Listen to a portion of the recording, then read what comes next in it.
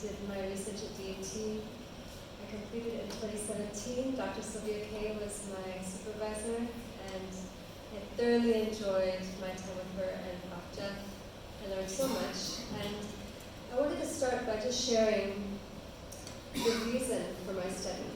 I was already in the field working with youth empowerment programs, and I was learning so much, and I realized this should be a part of research. And because I was already on the ground working with programs, it would have been a very awkward process to try and just be a researcher observing them, because I was with youth and youth empowerment leaders. And so when I heard about the peace building program and the use of action research and you being a participant along with your action team, it was a very natural fit. So basically, if you can just go to the first slide, please. I think you're showing all the good stuff. That's it for the end. Please go to the first one. Is this the first one? Oh, okay. So I think it cut off the first two. But basically, the problem that we were addressing was that we have a culture of violence in South Africa. And this violence deeply affects our youth. And we need to explore ways of building a culture of peace. And the way I did it was through creating youth empowerment programs that addressed peace building down in the grassroots communities.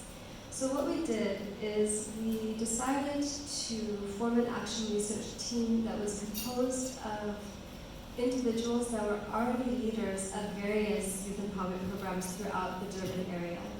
So we had a team that included youth from the YMCA. I'm sure you've heard of Interact Club before. It's a part of Rotary. It's their youth branch of Rotary. I was working in the Baha'i Youth Spiritual Empowerment Programs, which is an interfaith youth empowerment program started by the Baha'i community worldwide. And we also had a few participants from youth programs that were grassroots programs that are not big names, international programs, but they're people working in the community with youth groups. So what we did is we formed an action research team of these really highly motivated young people working on the ground with their programs. And we got together and we did an action research qualitative study using interviews, surveys, and I did a literature review in which we came together to review together. So I shared the findings of that literature review with the action team. And in that literature review, we obviously went through the statistics of South Africa around violence, around economic injustice, and the various problems that the youth are facing. So we went through that literature together, and we also went through literature that I had found that addressed effective methods for youth empowerment programs worldwide, and what people were doing around the world to help empower youth. So we went through this literature, and in addition to that, we had an interesting opportunity where a survivor of GBV had just been in a very difficult circumstance, and she needed help. And it was during the time we had already planned to gather together to talk about the problems. And one of the parts of research about healing is that the telling of story is healing.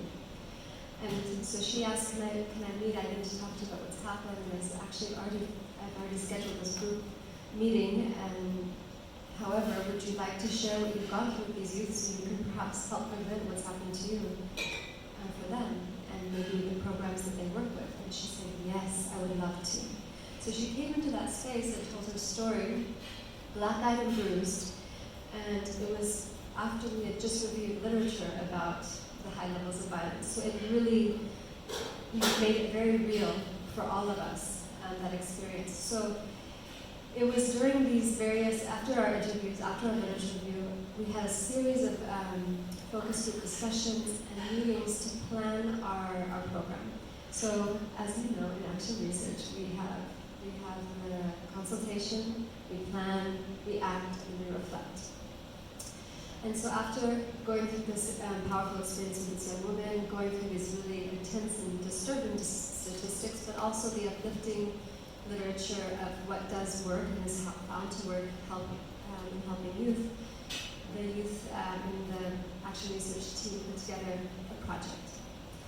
So this team, we came together, and after discussing all these problems, there was a few that the youth decided they wanted to focus in on, that they felt were some of the really key issues that young people were facing. And those issues that they focused on were violence, bullying, drug alcohol abuse, and peer pressure. So those are the ones that they wanted to form their project around. And so what we did is we began to plan a program. And they put together a program using some of the information from the literature review, which was that using the arts is highly effective in making youth programs messages relatable to young people. So they thought, okay, we're going to use the arts to address peer pressure, to address these different things. And so they put together a performance, and I would really like to encourage you to go onto the DUT open source and just go to my thesis, because I put lots of pictures of the performances and the things that they did there. And what they did is they formed a performance that used music, that used drama, and used dance to talk about peer pressure, bullying, drug and alcohol abuse, and violence.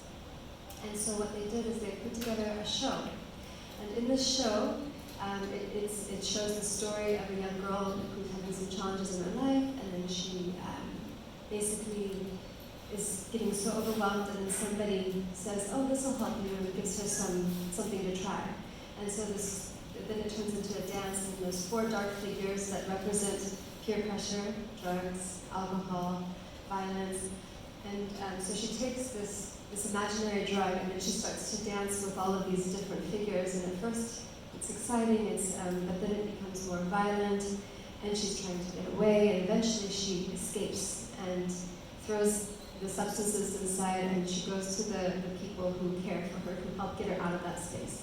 So a very powerful performance. It involved a lot of tears and emotions by the audience, and then created a very natural segue into communication with the audiences. So with this performance, we chose 2 high-risk communities to do it for, and again, this was a pilot. So the idea was that this action team of individuals would then go back to their respective groups and implement what they had learned through this project. So there was 2 groups chosen for the actual performance, and that was a group from a high-risk area that had asked us to come because they were having severe issues with drug and alcohol abuse with young people there. So we went into that community and did the program in conjunction with a nonprofit who offered to assist with the food. So that also taught the participants the power of partnership with other existing organizations, because we didn't have the resources to feed all these participants that maybe wouldn't have come if there wasn't, some incentive to keep them there for an extended period of time. So anyway, we did that, and then also we called, I think, 3 or 4 children's homes together, and DUT was happy to host in one of the theaters they had, and they all came, and a huge group of vulnerable youth from various areas of Durban came together for this engagement. So those are the 2 specific performance pieces that they did. So that's kind of what happened in the study.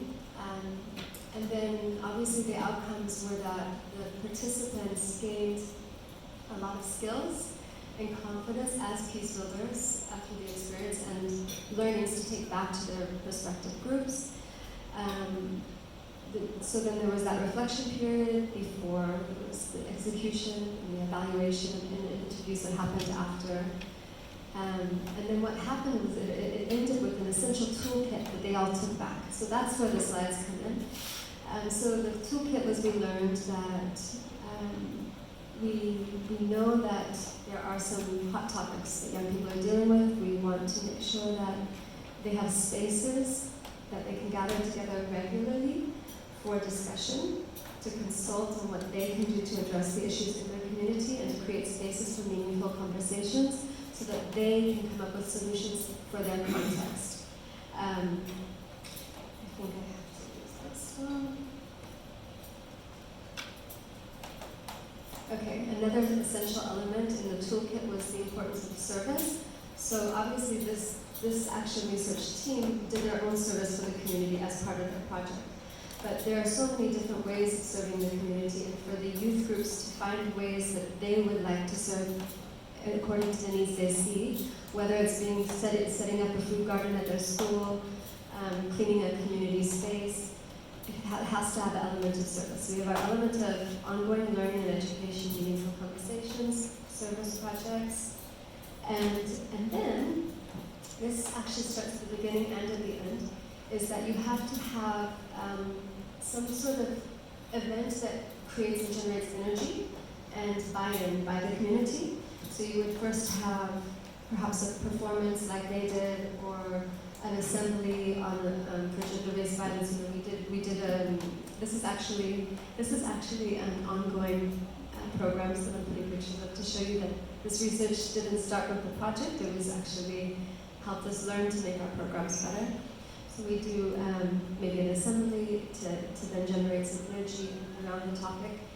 And then after several sessions, maybe once a year or twice a year, there would be festivals where they would share their learning with their community, or they would serve their community through a performance, and create more engagement with those around them. So that's all the wonderful things that happen, but now, of course, there's always the challenges.